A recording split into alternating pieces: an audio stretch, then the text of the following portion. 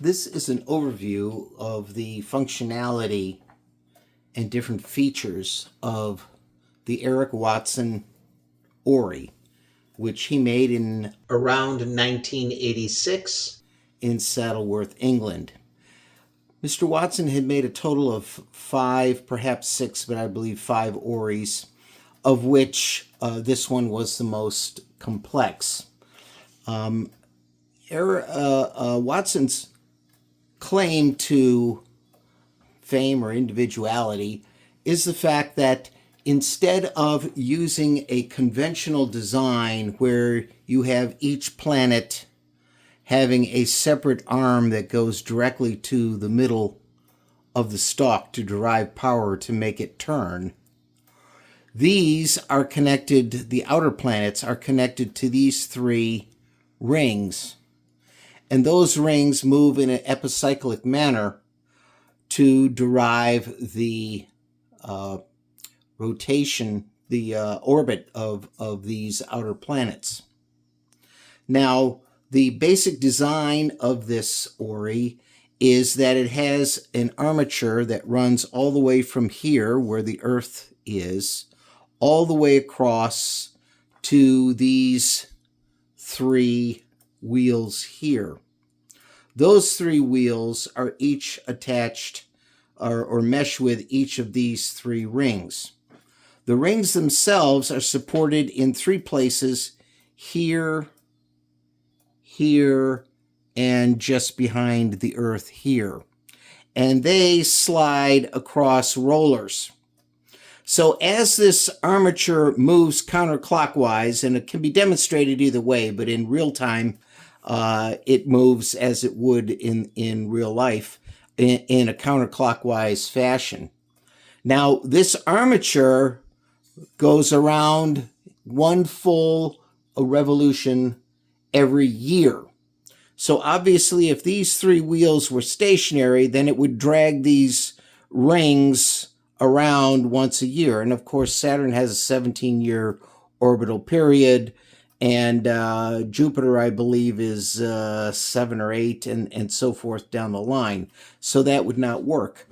What happens is that as these wheels move counterclockwise once a year, they also move the each one of these also moves counterclockwise on their own to drag the rings along with them. So if, like I said, if these were stationary, they would drag the rings around once per year.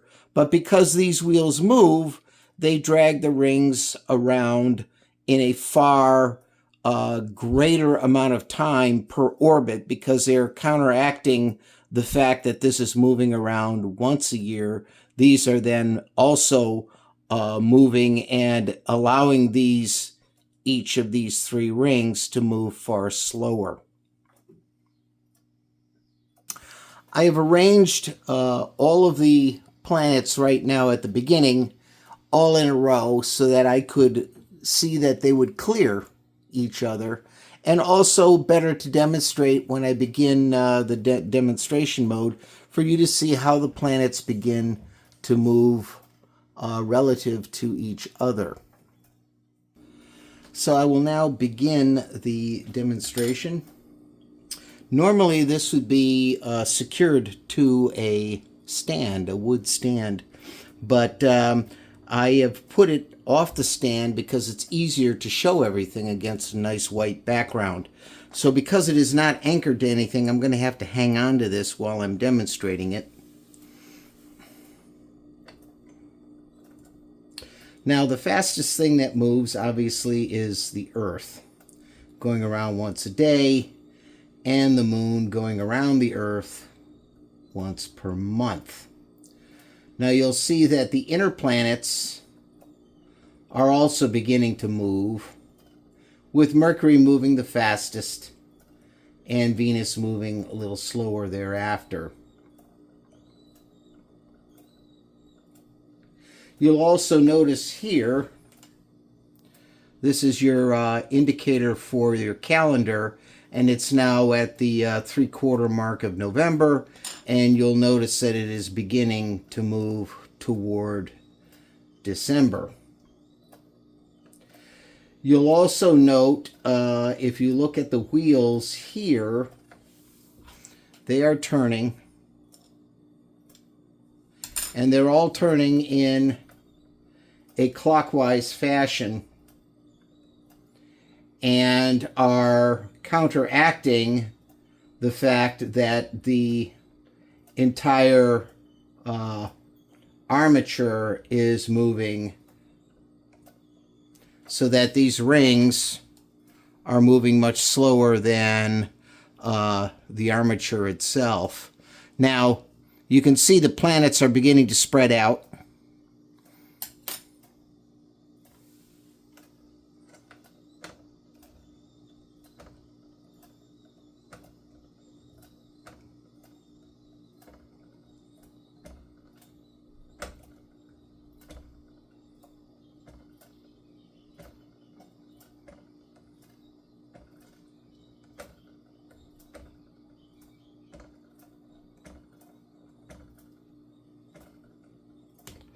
The other thing to notice is this little piece here.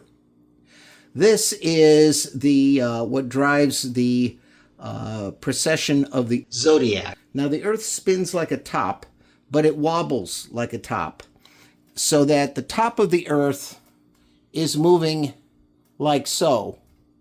And every 20, I believe it's 26 or 28,000 years or so, it makes one revolution.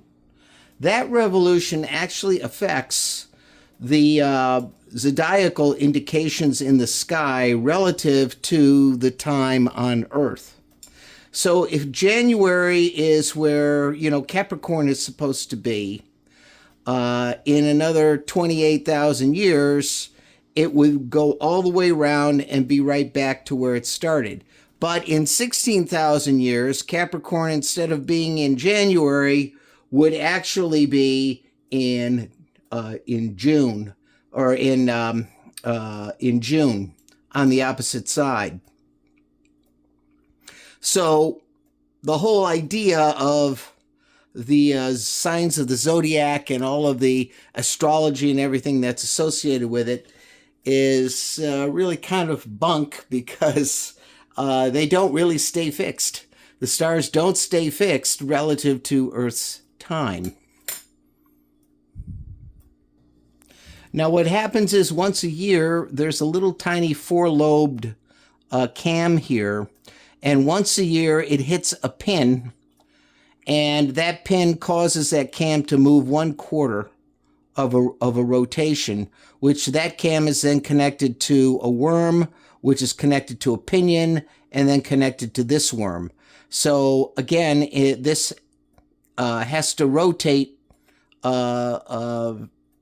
28,000 times in order to make this move around in one complete revolution.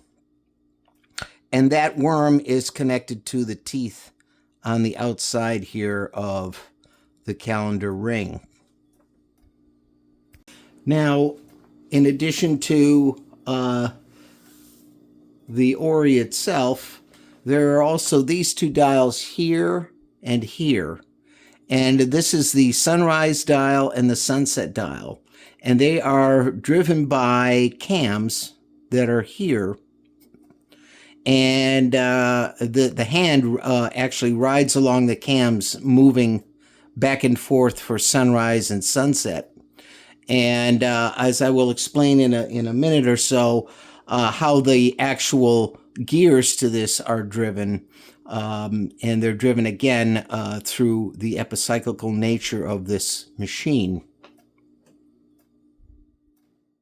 Now focusing in on the sunrise dial to show you how the daylight savings and standard time is dealt with. Right now you're on daylight savings time, and the hole there is red. There's a little red piece of glass there that slides underneath the hole to make it red. If you move this over 1 hour, that hole, and unfortunately you can't see it right now because it's underneath this spoke, but that hole no longer has a piece of red glass under it, and it's clear, so that tells you that it is standard time. Now, the same principle applies to the main dial here, and here they even give you a little, like, piece to push it with. And again, right now you see the hole is red, and it would help if I move the camera up a little to make it easier for you. So here you see the hole is red, and again, if you move the dial over by an hour, now the hole is clear. So we'll move it back to daylight savings time, and it is red. So that's how you deal with daylight savings time on the two dials that would refer to, that would need to be changed for that function. And of course, down below here we have our demonstration key, and that key is on a spring-loaded gear that then pushes into the bevel gear and then allows you to do your demonstration function, and then it just releases and does nothing. This is what adjusts your hands on your clock, and that is demonstrated here. Now this can be done absolutely independently of anything else in the demonstration function, so that you can just set the time without disturbing anything else. And then finally below is the Windup key, and that key is inserted here, and you can see that it's very nicely done with Watson's initials in the key. And now looking from below, we're looking at the escapement, which is fully jeweled. You can see one of the jeweled pellets there. Every pivot of this escapement, including the Remontoire, is jeweled.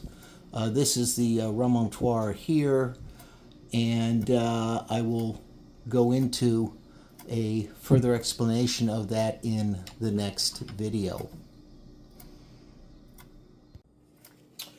The Remontoire supplies a consistent amount of energy independent from the force stored in the spring barrel. The design relies on the principle of inertia and is a solution that is equally ingenious as it is simple. Based on a 1943 invention by Henry Jeanneret, it ensures that the escape wheel at the moment of release does not get its force directly from the spring barrels, but indirectly from a spiral spring that acts as a buffer, and that spiral spring can be seen here.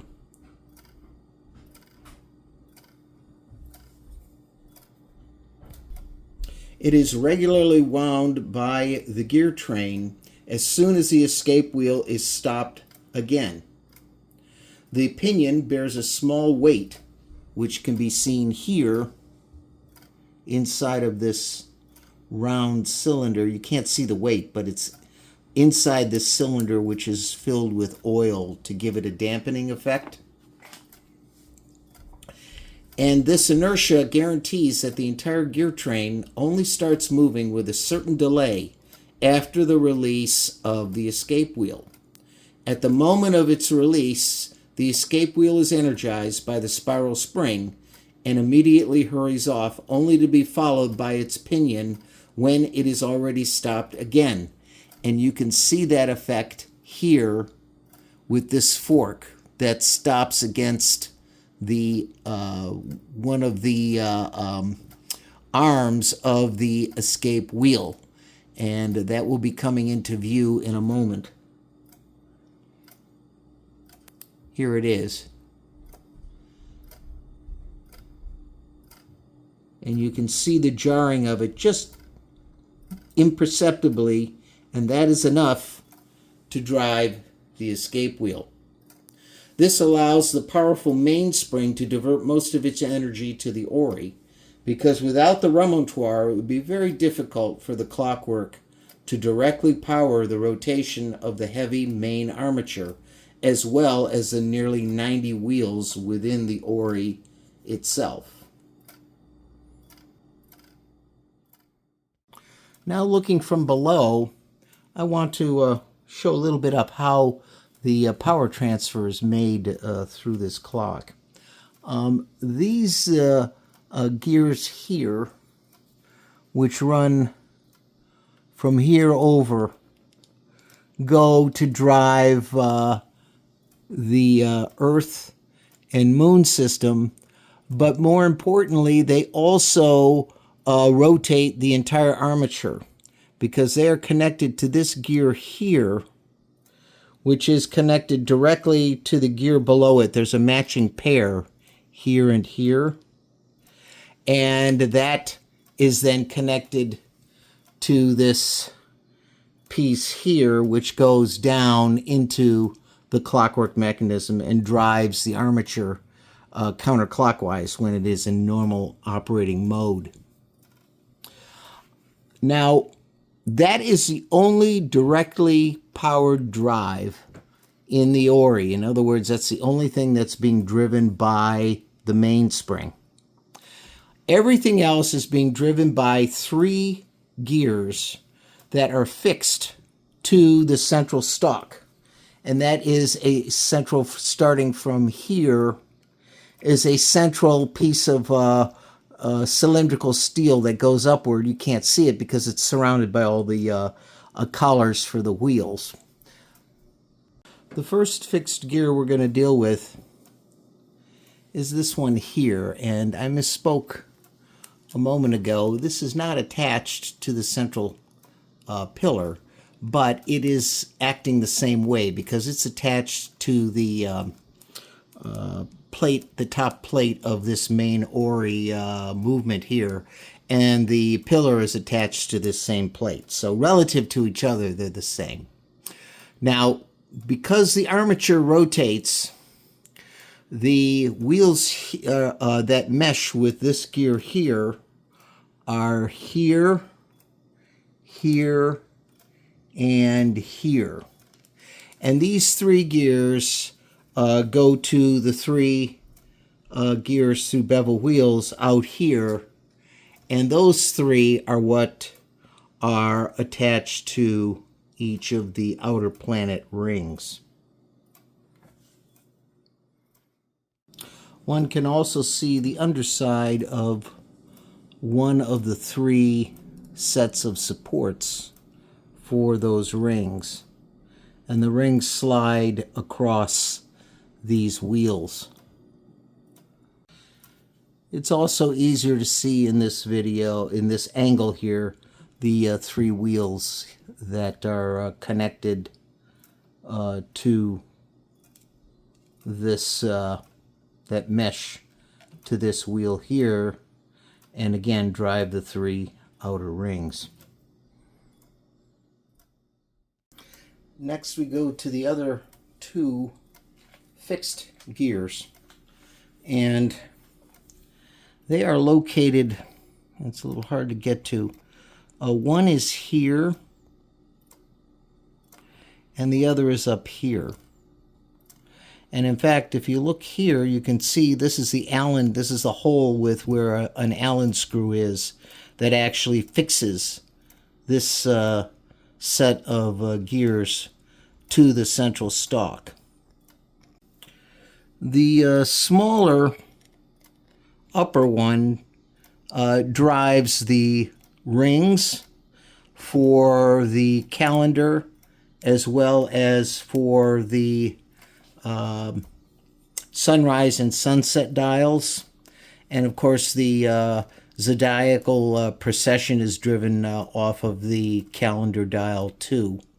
So those 3 indicators are driven off of that smaller fixed gear. The larger fixed gear located here drive the inner planets.